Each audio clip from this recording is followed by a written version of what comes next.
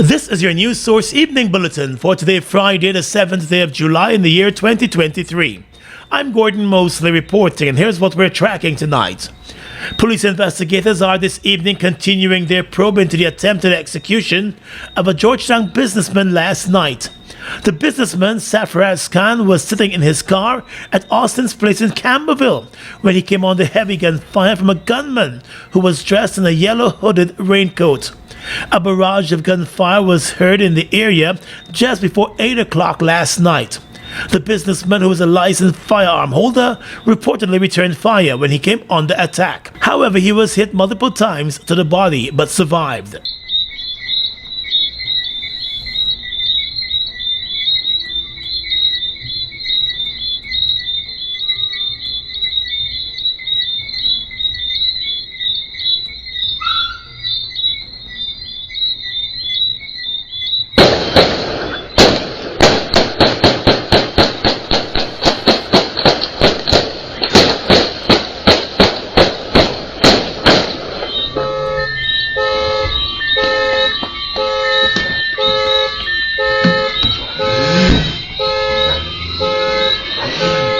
A surveillance video recording from a nearby property captured a raincoat-wearing gunman running away from the scene and hopping into a grey, heavily tinted Toyota motor car that sped away from the scene just after. He arrived in the same car, and it appeared as though the businessman was followed home. The injured businessman was rushed to a city hospital where emergency doctors hurried him into surgery. He remains in a critical condition. A motive for the attack is unknown. 5 years ago, the businessman Safraz Khan found himself before the courts after he fired several gunshots in the air outside the Palm Court restaurant during a night of partying. His brother Imran Khan was also no stranger to law enforcement, and he once faced an attempted murder charge over the beating of a disabled man outside a city bar. Police investigators say they are continuing their probe this evening. They are hoping to apprehend the suspects, but they have questioned a number of persons since the incident. More news coming up in just a moment. It's been a long time coming. Overdue, some might say. But now that it's here, it will change life forever. And it is here to stay. The future is now. Transforming Guyana into the 21st century. Introducing GTT Fiber. Experience internet connectivity like never before. Speeds you deserve at prices you can afford from a name you can trust. Sign up today. GTT Fiber is here. GTT. Together, we rise faster. Oh my lord, I just love to shop in this store. My customers, them gonna love all these things. So many different things in one place. Household items, electronics, toys, stationery, confectionery, exercise equipment, shoes and clothes for men, women and children, school things, costume, jewelry, perfume, makeup. Oh, look the makeup! Giftland Office Max, Guyana's favorite department store.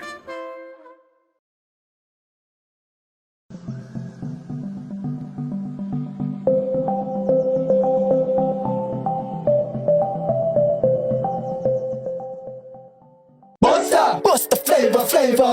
We're full of flavors. Bust the flavors that me crave for. We're full of flavors. Tell your neighbors about the bust the flavors. Grab a bust the flavors. Yeah, thirst buster. Grab a buster. Bust the flavor, taste the savor. Bust the flavors. Bust the flavors.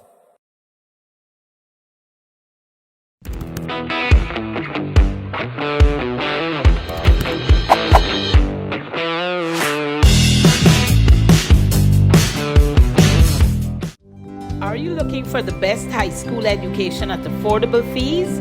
Then register your child today at the VYC Academy. Now enrolling grades 7, 8, and 9 students for the 2023-2024 academic year. VYC Academy, achieving academic excellence.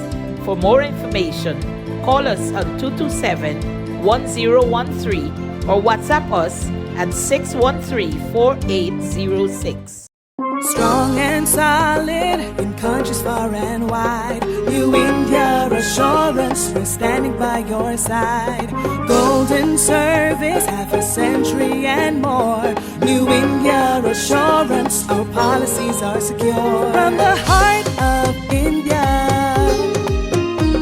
we serve these islands. The strength that you can trust, you're safe when you come to us. New India Assurance Company. Assurance when you need it most. For your home, motor or business insurance, visit New India Guyana office, 58 Brickdam next to Star Computers. Telephone 2260-415-7. Comfortable parking available.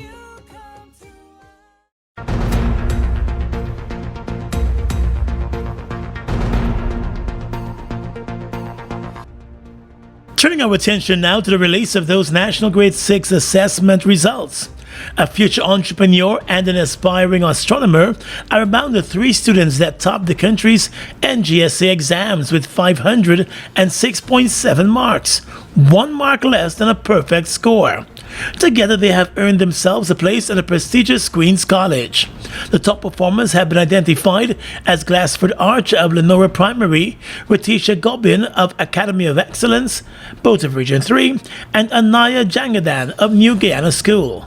Archer, a future entrepreneur, told News Source that he's more than elated to be among the cream of the crop. I'm just very happy because I used to work very hard for it.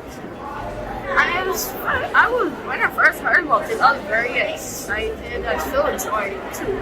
Gobin and Jagnadan expressed similar sentiments, with Jagnadan telling News Source that she was overwhelmed with joy. I feel like a minister now, like this high position person. I just feel so happy and proud and overwhelmed. I don't know how to express it. With 3 children copying the top spot in the next position, the 4th position was shared by 5 students. The results were announced by Minister of Education Priya Manik-Chand, who said that despite the effects of the COVID-19 pandemic, which spanned more than 2 years, the nation's children performed exceptionally well when compared to the years gone by. The Education Minister said due to the investments and interventions being made in the education sector, more and more public school students are attending the nation's top national schools when compared to private school students. It was pointed out that in 2019, 140 students were placed at the country's premier secondary school, Queen's College. Of them, 89 were from private schools and the remaining 51 came from the public schools. The gap, the Education Minister said, has closed even further. In 2023, we are placing 189 children at Queen's College. So that's significantly more. I'll talk to you about that in a minute. And this year, 106 are from private schools and 83 are from public schools. We've closed the gap, and investment produces results. We're convinced of that, so we won't stop investing in our children. This year, 868 pupils will be attending the country's top national schools. Of that number, 499 are from public schools, while the remaining 369 are from private schools. For the second time in 3 years, Guyana will be hosting the regional military training program Exercise Trade Winds. This year's training program, which is fully sponsored by the U.S. Military Southern Command, will bring together military troops from across the region and the U.S. for training and various exercises in a number of critical areas related to military life and security. Guyana last hosted the event in 2021 during the COVID-19 pandemic. This year, the exercise will make its way across regions 3, 4, 6, and 10. The areas of training will cover ground and maritime operations, humanitarian assistance relief, public relations training, the CARICOM task force, and it will also see the hosting of a Women, Peace and Security Conference. A total of 21 countries will be sending more than 1,500 participants to the 2-week exercise, which begins on the 14th of July. In presenting an overview of the training exercise this morning, Major Jamie Costello of the Guyana Defense Force explained that the objectives of the training program are broad and are centered around critical areas. The training objectives for Exercise Trade Winds 2023 are as follows: to expand Caribbean region's capability to mitigate, plan for, and respond to crisis, strengthen partnership and counter malignant influences, increase regional training capacity and readiness for all participating forces, increase interagency integration in the Caribbean, specifically with special operations forces, regional organizations, and coordination forces. And this final objective that I'm about to read was recently introduced, and it's a big agenda as well, not only for Guyana or the Trade Winds 2023, but also for all military. And that is to promote human rights, women in peace and security principles, and adhere to shared international norms and values. A number of specialized training equipment, including vessels, military vehicles, and Black Hawk helicopters, have already been flown into Guyana for the event. It was also noted that a big part of the training program will examine a response to an oil spill, and the major players in the local oil and gas industry will participate in that leg of the training program. For the first week of the exercise, the week of the 14th, they will be deployed to the Skelton Sugar Estate area, and in this area, they will be doing oil spill training. They've already been, training has already commenced in this regard through the CDC, and for this specific training, they will be doing two key activities. One is the shoreline cleanup assessment. This is likely to be done at the 63 beach that we are all familiar with. And in the Borbees River, they're looking to do a practical oil spill deployment, essentially a boot deployment. This is being coordinated locally. We do have the buy-in of the larger oil companies as well too, in some regards.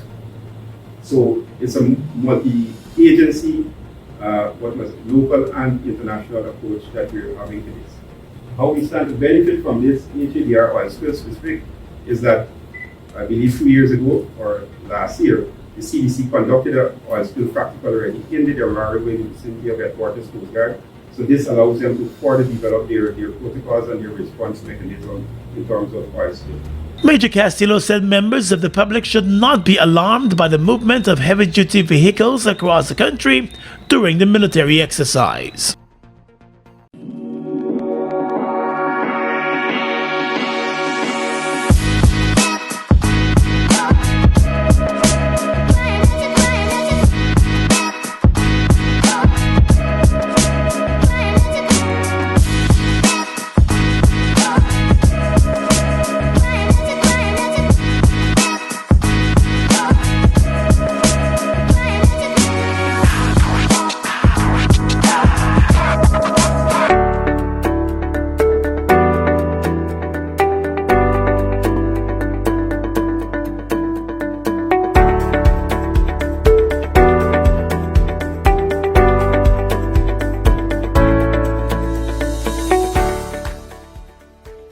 So what going on, champ?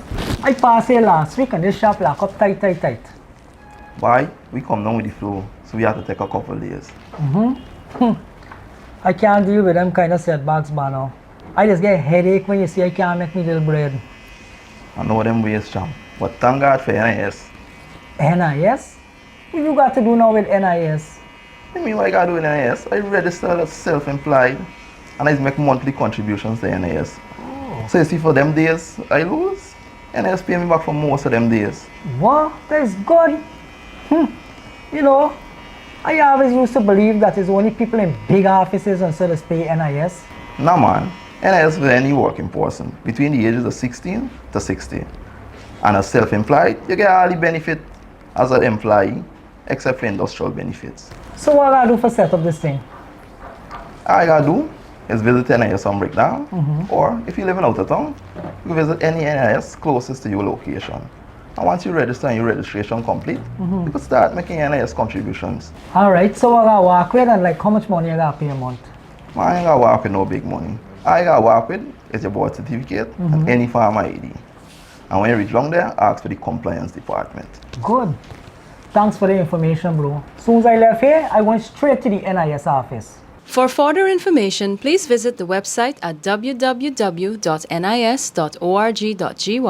the National Insurance Scheme Facebook page, or your nearest NIS office. The Education Ministry's Senior Manager for Examination Administration, Teddy Rajan, today said improvements were recorded in mathematics and science at this year's National Grade 6 assessment, with more students attaining 50% and more in both of those subjects compared to last year. In his report on the performance of the 15,360 students who wrote this year's common entrance exams, Rajan said an upward trend was recorded for science, with 55.11% of the students attaining 50% or more in the subject. The percentage represents a notable increase when compared to last year. Last year, 46.4% of the students acquired 50% and higher, while in 2021, only 40% passed the subject. The performance in 2023 must be applauded, as the mapping of zero score and full score has been reversed in a very significant way in 2023. 2023 represents the first year in a 4-year period where more candidates attained full marks compared to zero score marks in science.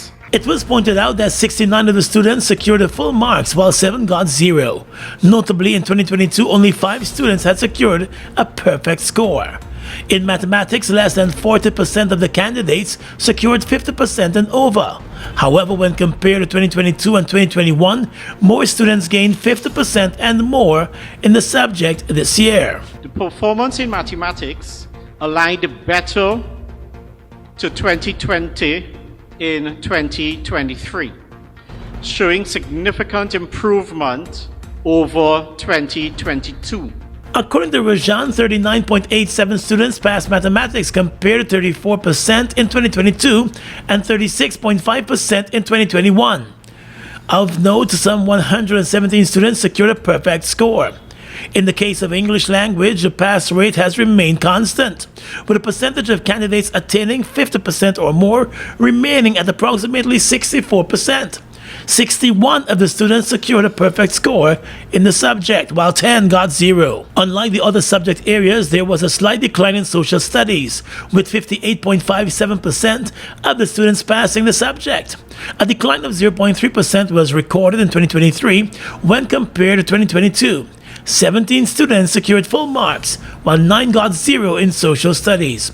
In all 4 subject areas, the girls outperformed the boys. Mr. Rajan said 21.3% of the candidates came from Region 4. Chief of Staff of the Guyana Defense Force, Brigadier Omar Khan, confirmed today that a board of inquiry that was set up to probe the shooting death of a soldier by one of his own colleagues at the Army's Tamari base has been completed. In responding to questions from news sources this afternoon, Brigadier Khan said a number of recommendations were made in the report of the Board of Inquiry, and those recommendations are being examined with a plan of implementation. In summary, when any incident of that nature occurs across the GDF, the first thing we do is respond, but importantly, a Board of Inquiry is launched, and that report has been submitted, and there's a series of recommendations that we are going to. On the morning of the 12th of June, GDF Private Tevon Demon was shot dead at the Tamari base by one of his own colleagues, who was handed over to the police and later charged for murder. The 2 privates were known to each other and had gotten into a confrontation that led to a fight and the eventual shooting death. The incident rattled the military base and the top brass of the Guyana Defense Force. There were concerns raised about the welfare of those ranks who witnessed the shooting incident and were colleagues of both the dead private and his assailant.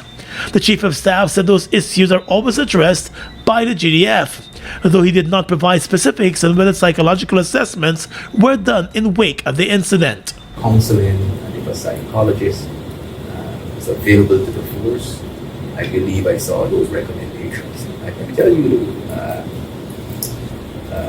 all that you said is being acted upon, and some already have been acted upon. I will not be able to pronounce on every of the recommendation, but the force as a force will need to review what happened and certainly work towards a prevention of any similar incident.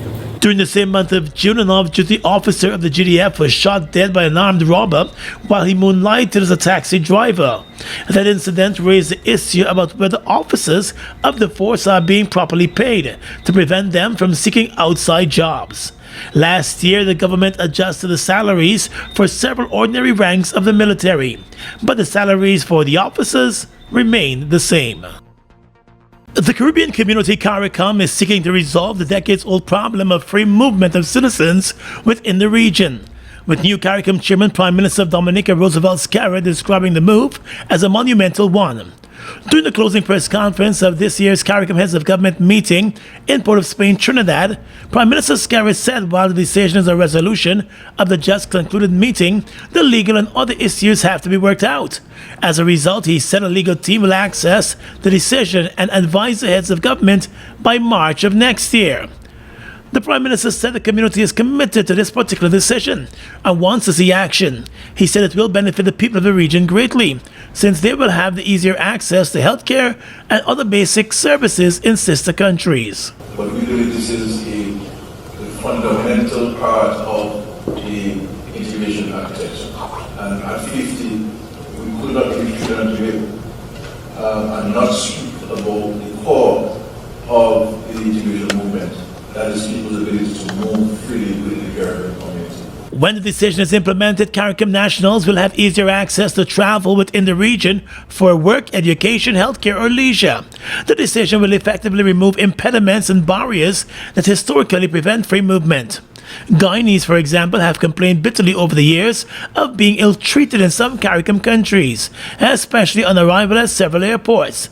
They are being questioned for hours, some have complained, and some placed in waiting rooms, and others have been sent on the next flight home. With the agreement expected to come into action next year, travel in the region is expected to be made much easier. I think we would have served and have served the community well at this meeting by arriving at that decision, and we hope that to see that it will be implemented by the 30th of March 2024. So this is great news. I think,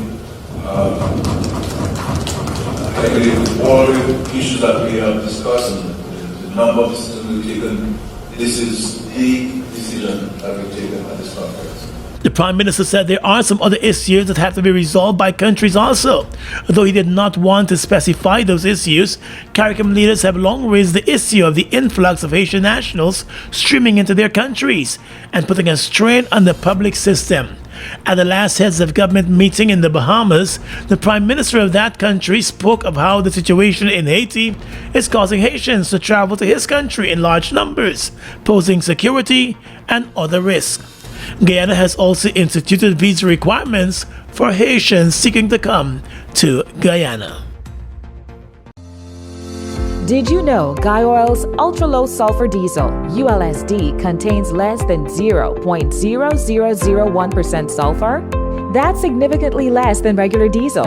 By using ULSD, you're helping to reduce harmful emissions that can negatively impact the environment and your health. ULSD provides better fuel economy and engine performance thanks to its advanced formulation. When refueling your diesel vehicle, choose Guy Oil's ULSD for a cleaner, more efficient ride.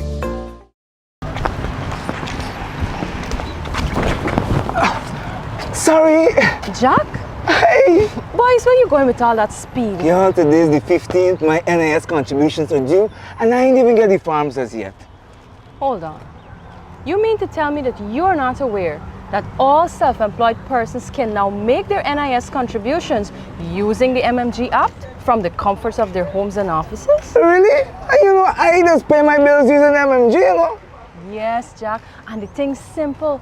All you have to do is open the app, select Pay Bills, Government Services, NIS, and Pay. They will prompt you to enter your NIS number, the month you're paying for, and the amount. So I don't need to submit any form? No. The only time you submit in a form is when you're making a claim. Wait. I could make a claim too? Oh, no, man. You didn't know that? Yes. All self-employed persons are entitled to all benefits from NIS. Well, except for the industrial benefits. And here's the good part. All of their forms, you can download them from the NIS website. Well, girl, I'm really glad I bumped into you. Anyhow, Make sure you pay your bills later. Later, I gotta sit down right here and pay my contributions first. Take care. For further information, please visit the website at www.nis.org.gy, the National Insurance Scheme Facebook page, or your nearest NIS office.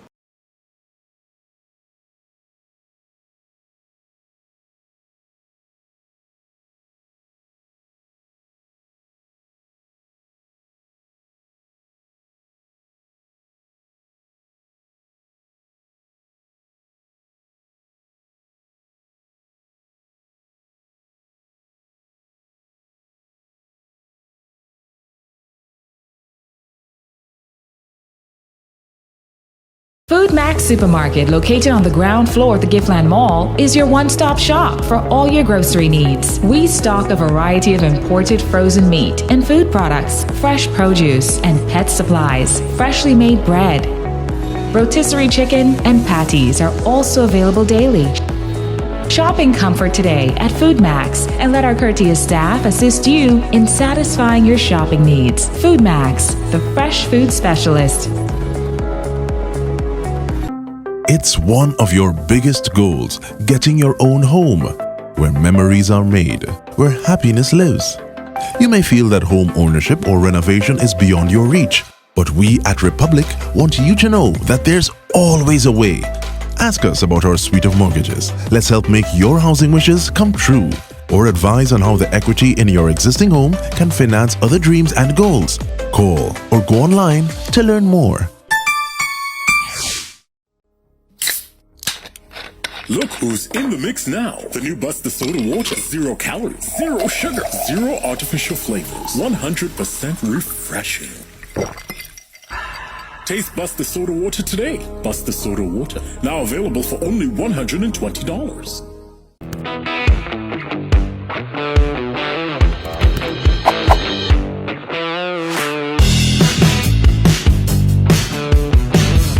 With your regional and international news tonight, I'm Svetlana Marshall. In the region, Trinidad and Tobago and Suriname have signed a Memorandum of Understanding to further cooperate in the energy sector.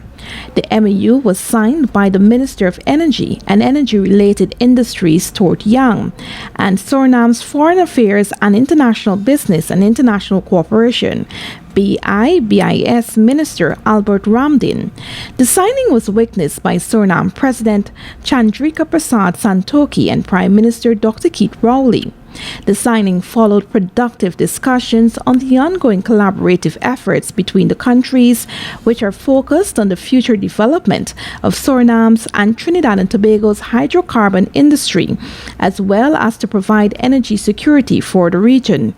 A statement issued by the Office of the Trinidadian Prime Minister said, it said that both countries will now establish technical teams, which will produce feasibility studies for their respective governments, and the exercise will determine the way forward. Trinidad and Tobago is the largest producer of oil and gas in the Caribbean, with the natural resources accounting for an estimated 40% of gross domestic product (GDP) and 80% of exports. Meanwhile, BIS is reporting that Suriname will host a meeting between Suriname, Guyana, and Trinidad, where the strategic cooperation between the countries will be given shape. Brazil's lower house of Congress approved in the early hours of today the main text of a tax reform that will restructure the country's complex consumption taxes, a move President Luiz Lula da Silva touted as a great victory. Such a reform, previously attempted by various administrations without success, is a key step in Lula's plan to boost growth. Lawmakers at the chamber voted in 2 rounds to approve the reform. Starting in 2026, the reform plans to, over 8 years, merge 5 levies currently in place into value-added tax VAT with separate federal and regional rates, which will be defined later by a complementary law. Economists at JP Morgan said the move represents a drastic, albeit gradual, change on consumption taxes. The lower house approved the reform by 382 to 118 in the first round of voting held late on Thursday. Lawmakers then passed it in a second round overnight by 375 to 113, a wide margin as 308 votes were needed for the proposal to be approved. And finally tonight, international news. The United States will send Ukraine a cluster munitions package to help in its counteroffensive against Russia. The White House said it had postponed the decision for as long as it could because of the risk of civilian harm from such unexploded ordnance. Ukraine has been asking for the weapons for months amid an ammunition shortage. Cluster munitions, which are banned by more than 100 countries, are a class of weapons that contain multiple explosive bomblets called sub-munitions. U.S. National Security Advisor Jake Sullivan told Friday's daily White House briefing Ukraine has committed to post-conflict demining efforts to mitigate any potential harm to civilians. He said this will be necessary regardless of whether the United States provide these munitions or not because of Russia's widespread use of cluster munitions. Mr. Sullivan explained Ukraine was running out of artillery and needed a bridge of supplies, while the U.S. ramps up domestic production. U.S. officials have been hesitant to supply Ukraine with cluster munitions as they can kill indiscriminately over a wide area, threatening civilians. The U.S. has a stockpile of these cluster bombs, which were first developed during World War II. And that's your News Source Evening Bulletin for tonight. I'm Gordon Mosley reporting and encouraging you to stay safe.